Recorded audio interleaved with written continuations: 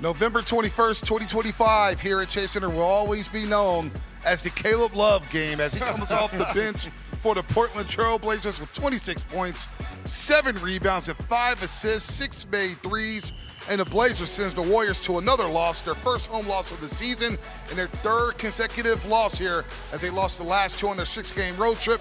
And, of course, they begin this homestand, which is a 5-gamer, with a loss to Portland. We welcome everybody to Toyota Warriors Postgame Live with NBA champion Festus Ezeli, my brother from another mother, Rob Brooks. I am Bonte Hill. And Rod, sorry here, I'll owe you $1 for the odds. We'll get to that a little bit later, but the Warriors, they get dominated on the glass. Their inability to defend at the point of attack, and the Blazers get all kind of offensive rebounds, and they go steal one here at Chase Center. And what we saw tonight was a function of what happens when the Warriors see younger, athletic teams. It chews them up, and there's nothing that they can really do about it. You know, we talk about the turnovers. They didn't turn the ball over a lot. It wasn't a crazy amount of turnovers tonight. You got some heroic play from Steph, but what did it come down to? Rebounding. Offensive rebounding specifically, and second chance points. And how many times did we see the Warriors seemingly powerless to do anything about the youth and the athleticism that the Trailblazers threw out there? I got to give a lot of credit to Steph Curry today. All right, 38 points. First game at home after a road trip. These are tough games for any team. No doubt. You let your guard down. And I said in the pregame, your job is to keep your focus. And the way you do that is taking care of the ball and rebounding the basketball. And that's exactly where the Warriors lost this game. I thought the Portland Trailblazers did exactly what they were supposed to do by attacking the Warriors, attacking in transition, attacking even after made shots, making sure you don't let them get set up on the defensive end. And I thought that youth, that athleticism really overwhelmed the Warriors. They were kept waiting for Steph Curry the whole time offensively. I thought Steph did a great job getting into the flow of the game. 18 points in the second quarter, coming in the game, waiting towards the end. He had 38 points this game. Brandon Pajemski in the flow of the offense, getting his shots, but still was not enough because you got to get stops and you got to get rebounds to be able to win this game. And we saw this game, the momentum started to shift towards Portland at the end of the third quarter. They go into the fourth down 3, then a 13-2 Portland run in the fourth quarter gave them control of this basketball. And think about the aggressiveness they had towards the glass and on the rim. They were in the bonus route with 8 minutes left in this basketball game. And crazily enough, it didn't seem like they really took advantage of them being in the bonus. How about Robert Williams throwing up that 3 from the corner late in the game? Like, man, what are you doing? But that's a product of the Blazers being a youthful team. But they knew from the beginning, and it started with Deni Avdija, as it did in the first game that these two teams played. The Trailblazers knew that they had a decided advantage when it came to their athleticism and their ability to handle things in the paint and around the rim, and they just hammered the Warriors over and over and over again tonight. What I love is the big man.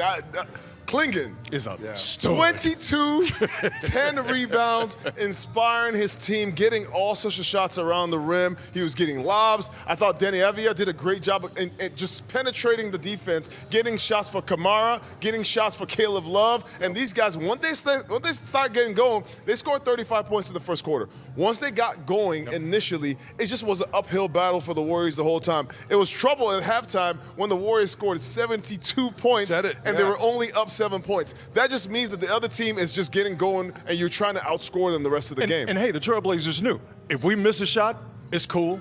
We're probably going to get it back and we're going to get a second chance at it. 21-8 advantage on the offensive glass for Portland. Warriors, they shot 11-21 from the three-point line in the first half, 6-22 in the second as we pick up the crunch time tape.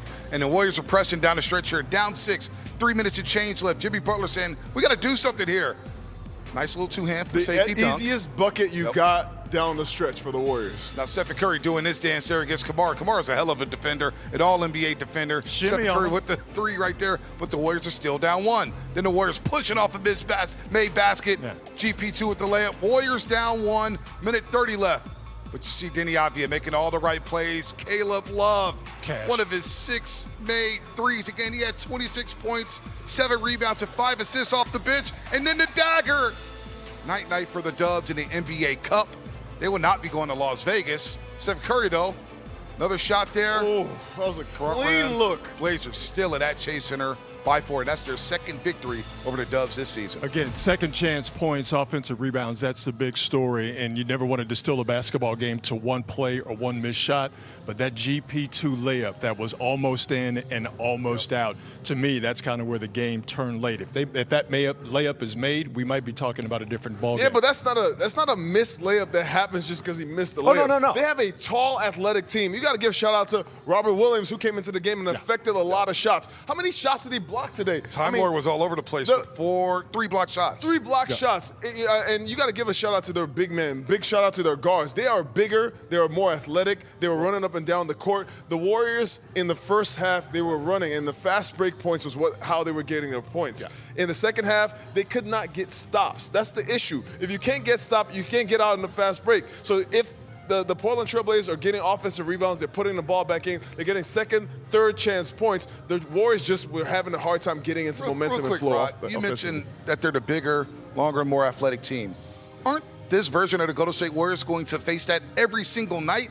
Utah, Keontae George, Larry Markkinen. The Rockets are coming to town next Wednesday. Even the Pelicans have speed, and then you host Oklahoma City. Isn't this going to be a problem for the Warriors every single night where we're going to say, hey, they're playing a bigger, more athletic, quicker basketball team? When you are a smaller team, the whole point of going to small ball is because you're going to a faster lineup, one that you can shoot threes on, you can spread the floor, you have a bunch of ball handlers. This is why taking care of the ball is important. This is why getting stops and pushing and running in the fast break is important. When you lose that advantage, the way you lose that is by giving offensive rebounds to the other team, is by turning the ball over and letting them run on your side, is by letting them drive on you. These are the things that you lose advantage of. I thought the Portland Trailblazers were the ones. They just took advantage of that the whole night. If you have a decided disadvantage when it comes to athleticism, you better make it up in skill.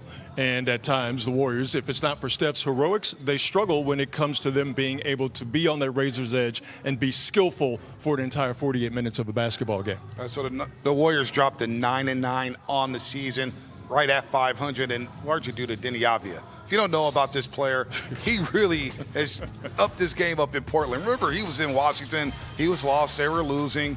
He gets traded to Portland, and he's become a borderline all-star, Fezzi. He is putting up magical numbers. 14 assists tonight for Deni Avdija, 26 points, 6 rebounds. Every single night, he's giving you 25, 6, and 7. This is a damn good player here and a good franchise cornerstone for the Portland Trailblazers. Deni Avdija from Israel coming in, one of the youngest players to win an MVP out there, and he has really come into his own here in the league. All right, it's about 6'9". The way he handles the ball and gets into the teeth of the defense. Yep. Forget that he went 2 for 7 for the three-point line. That didn't even matter. That wasn't a factor for him. For him, his whole purpose tonight was, I'm going to get to the middle of the paint, and you're either going to foul me, or I'm going to get an assist, or I'm going to get to the cup. And he did everything he wanted to all night, and the Warriors really struggled to guard him the whole night, Rob. 26 points from Avdija tonight. 26 points the first time these two teams played. Said it in the pregame. He will see what your weakness is, and he has the type of game to where he can attack your weakness. And the way that he's playing right now and the way that he gets after you, he's an absolute all-star for sure. His confidence was rubbing off on the other guys. Oh, yeah. Caleb Love 100%. had 20 points. His 100%. season high so far has been 26? 26 tonight. 26 points. Oh, his season high was 17 against the Phoenix Suns.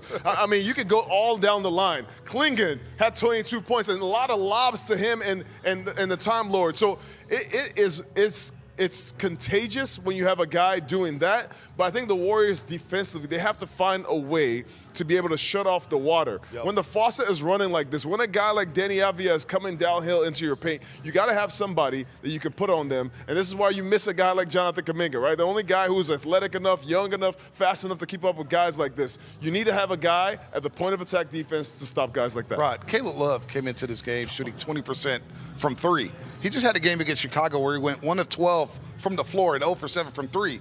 We did not mention him in our pregame show. He was not on our scouting report. Hopefully he was on the Warriors scouting report, but it did not matter. He came in and lit it up due to Deni Avdija penetrating and kicking. How many times do we see a young athletic guard go at the Warriors and then start to get that feeling? And that's what happened tonight. And again, he knew that if he missed, they were probably going to get a second chance at it, and he was going to get another shot at it. The basket's a little bit wider when you know that there's offensive rebounds. Those right. things are going to get you the ball back, which he did get second and third chance points, a few possessions there. Most disappointing loss of the season? Ooh, most And then disappointing. Milwaukee's up They there. lost to the The Kings, fact didn't that we have Without multiple the big dogs. disappointing losses, that's concerning. That is concerning as the Warriors lose their first home game of the season, dropped their second to Portland this season. We're going to hear from the chef on the other side. He did his part, scoring 38 points, 9 to 17 from the three-point line, but the Warriors lose their first of 5 on this homestand.